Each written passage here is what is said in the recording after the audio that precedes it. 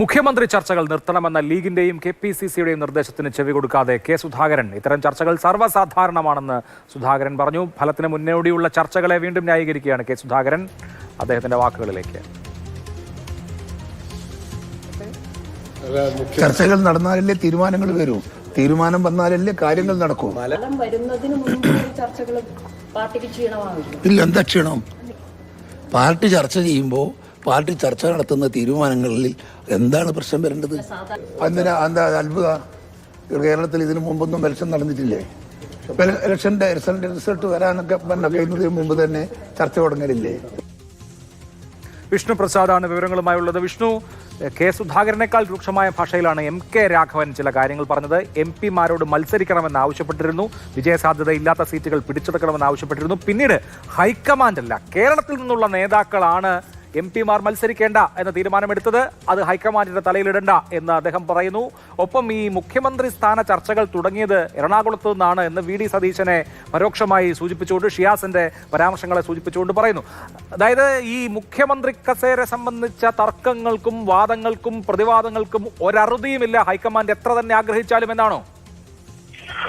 പക്ഷേ തീർച്ചയായും, കാരണം പരസ്പര വിരുദ്ധമായ രണ്ട് നിലപാടുകളാണ് സുധാകരനും അതോടൊപ്പം തന്നെ കെ രാഘവനും നടത്തിയിട്ടുള്ളത്. അതായത് ഇത്തരത്തിലുള്ള ചർച്ചകൾ ഈ വോട്ടെടുപ്പ് കഴിഞ്ഞ് ഫലം വരുന്നതിന് മുൻപ് നടത്തേണ്ടിയിരുന്നില്ല.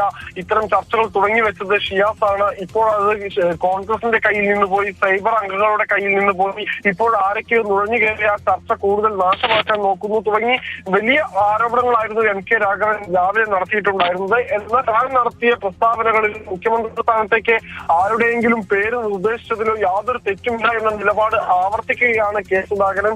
ഇത്തരത്തിലുള്ള ചർച്ചകൾ കോൺഗ്രസിൽ കഴിഞ്ഞ കാലത്തും ഉണ്ടായിട്ടുണ്ട്. വോട്ടെടുപ്പിന് ശേഷം ഫലം വരുന്നതിന് മുൻപ് ഇത്തരത്തിൽ ചർച്ചകൾ നടക്കാത്ത പാർട്ടിയല്ല കോൺഗ്രസ്. കോൺഗ്രസിൽ എല്ലാവർക്കും അഭിപ്രായമുണ്ട്. കൊള്ളാവുന്നത് കൊള്ളുകയും തള്ളാനുള്ളത് തള്ളുകയും ചെയ്യുന്ന നിലപാടാണ് ഉള്ളത്. ഇത്തരത്തിൽ ചർച്ച നടത്തുന്നത് കൊണ്ട് എന്താണ് തെറ്റ്? ചർച്ചകളിലൂടെയാണ് തീരുമാനങ്ങൾ ഉണ്ടാകുന്നത്.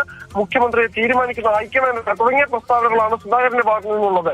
പക്ഷെ അതേസമയം തന്നെ രാവിലെ എം.കെ. രാഘവൻ നടത്തിയ പ്രതികരണത്തിൽ ഗുരുതരമായ ഒരു വെളിപ്പെടുത്തൽ എന്ന് പറയുന്നത്, തങ്ങളോട് ഈ മത്സരിക്കാൻ ആവശ്യപ്പെട്ടത് കേരളത്തിൽ നിന്നുള്ള ചിലരാണ്, അതേ ആളുകൾ തന്നെ പിന്നീട് ഡൽഹിയിലെത്തി തങ്ങളെ മത്സരിപ്പിക്കരുത് എന്ന നിലപാടിലേക്ക് സമ്മർദ്ദം ചെലുത്തുന്ന തലത്തിലേക്ക് എത്തിയിരുന്നു എന്നാണ് എം.കെ. രാഘവൻ പറഞ്ഞത്. ഹൈക്കമാൻഡ് അല്ല എം.പിമാരെ മത്സരിപ്പിക്കുന്നതിൽ വേണ്ട എന്ന കടുംപിടുത്തം പിടിച്ചത്, പകരം കേരളത്തിൽ നിന്നുള്ള നേതാക്കളുടെ സമ്മർദ്ദത്തിന്റെ ഫലമായി ഒരു പ്രശ്നം ഒഴിവാക്കാൻ വേണ്ടിയാണ് ഹൈക്കമാൻഡിന് അത്തരമൊരു തീരുമാനം എടുക്കേണ്ടി വന്നത് എന്ന് എം.കെ. രാഘവൻ പറയുകയാണ്. എന്തായാലും വോട്ടെടുപ്പ് കഴിഞ്ഞ് വോട്ടെണ്ണാൻ മെയ് 4 വരെ കാത്തിരിക്കുകയാണ് കേരളം. പക്ഷേ വിവാദങ്ങൾ കോൺഗ്രസ് അതിന് മുമ്പേ തുടങ്ങിക്കഴിഞ്ഞു, ചർച്ചകൾ തുടങ്ങിക്കഴിഞ്ഞു. ചർച്ചയുടെ പേരിൽ ഇപ്പോൾ എതിരഭിപ്രായങ്ങളും ഭിന്നസ്വരങ്ങളും കോൺഗ്രസിൽ കൂടുതൽ ശക്തമായി ഉയരാനും തുടങ്ങിയിട്ടുണ്ട്.